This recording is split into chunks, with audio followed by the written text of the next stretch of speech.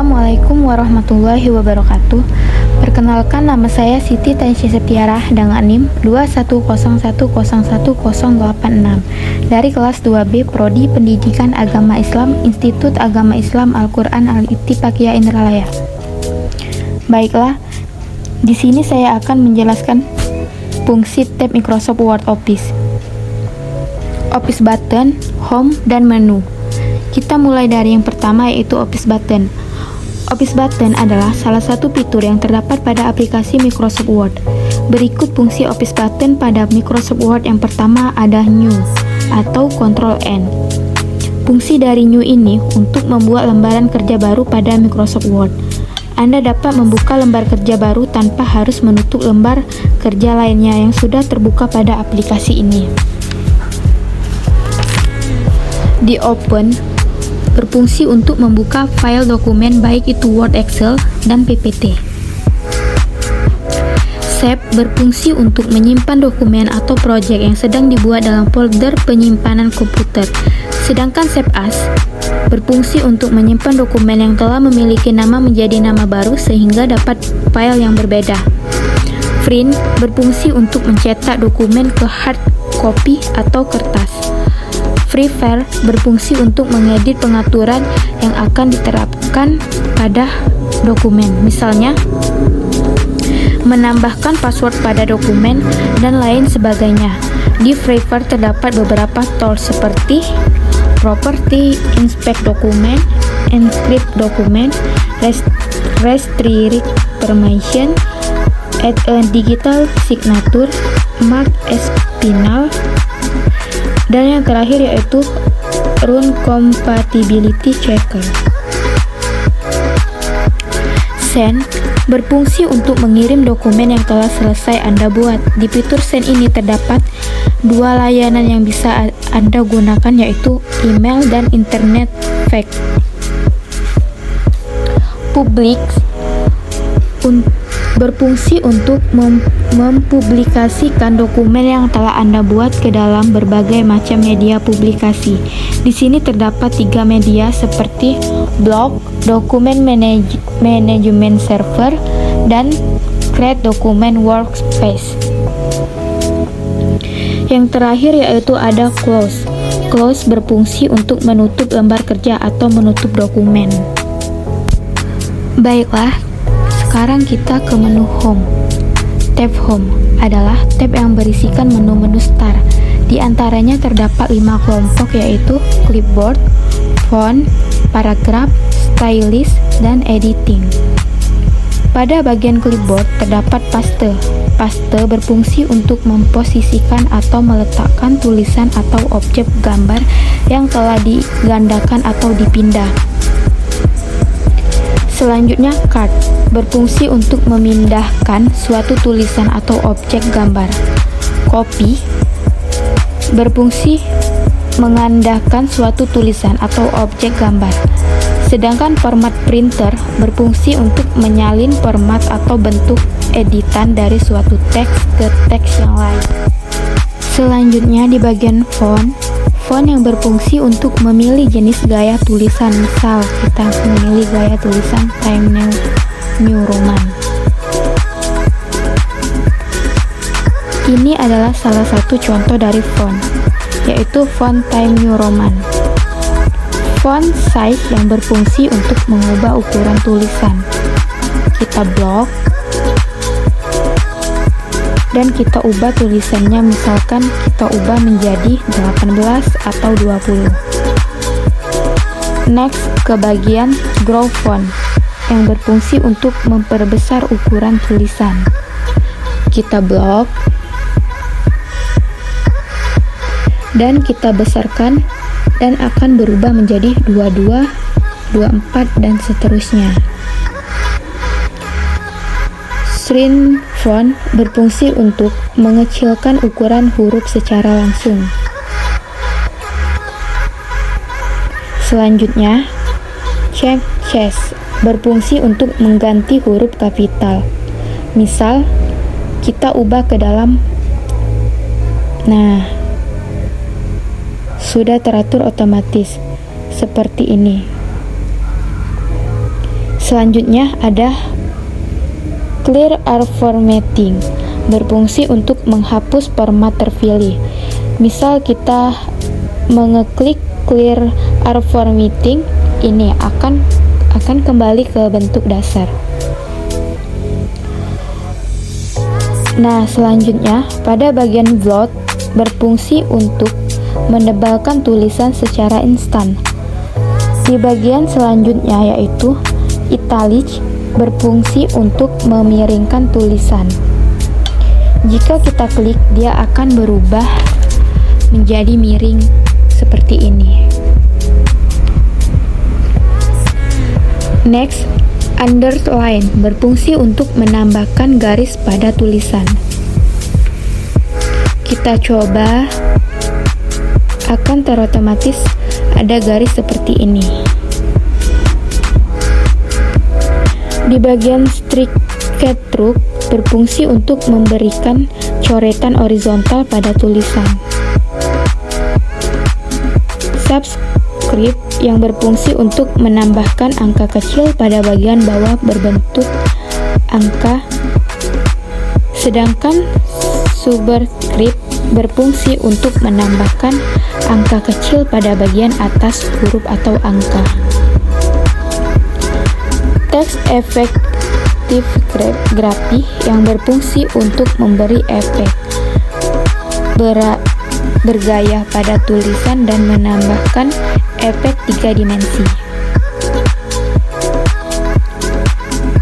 Selanjutnya, font color berfungsi untuk mengubah warna tulisan. Misal kita blok, kita klik font color, kita ubah warnanya.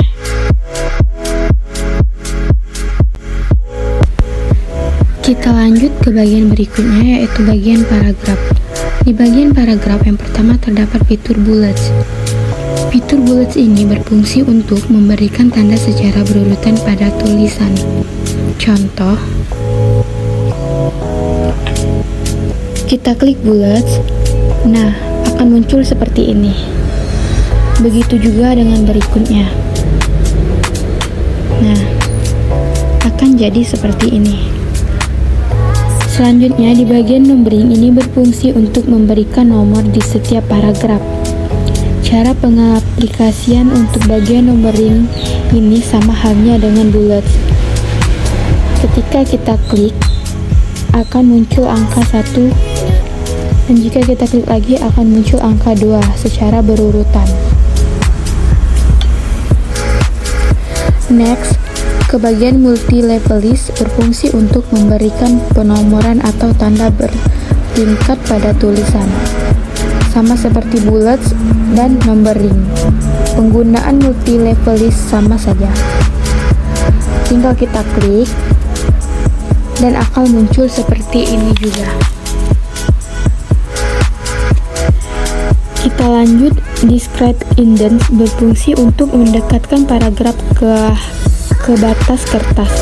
Misalkan seperti ini ya. Kita blok, terus kita tekan describe indent, dia akan tergeser sendiri. Begitu juga dengan inscribe indent, sama halnya dengan describe indent, penggunaannya ke kiri dan ke kanan. Kita ke sort yang berfungsi untuk mengurutkan tulisan yang dipilih sesuai abjad dari A sampai Z. Ada juga show atau hide yang berfungsi untuk tanda paragraf dan simbol pemformatan tersembunyi lainnya. Next, ke bagian align left yang berfungsi untuk meratakan paragraf ke batas kertas kiri. Misal kita klik, nah ini sudah align left. Berikutnya ada center yang berfungsi untuk meratakan paragraf ke tengah-tengah atau meratakan paragraf ke batas kertas tengah. Kita blok, kita klik center, nah otomatis menjadi di tengah-tengah seperti ini. Lanjut ke align right yang berfungsi untuk meratakan paragraf ke batas kertas kanan. Kita coba dan akan terotomatis seperti ini. Selanjutnya yaitu Just Live yang berfungsi untuk meratakan paragraf ke kiri dan ke kanan. Kita klik dan akan rata kiri dan kanannya. Line spacing berfungsi untuk mengatur jarak antar baris di paragraf. Kita pilih ada 1,0, 1,15, 1,5 dan sebagainya.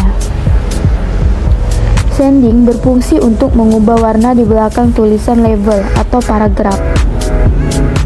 Kita blok, lalu kita klik shading.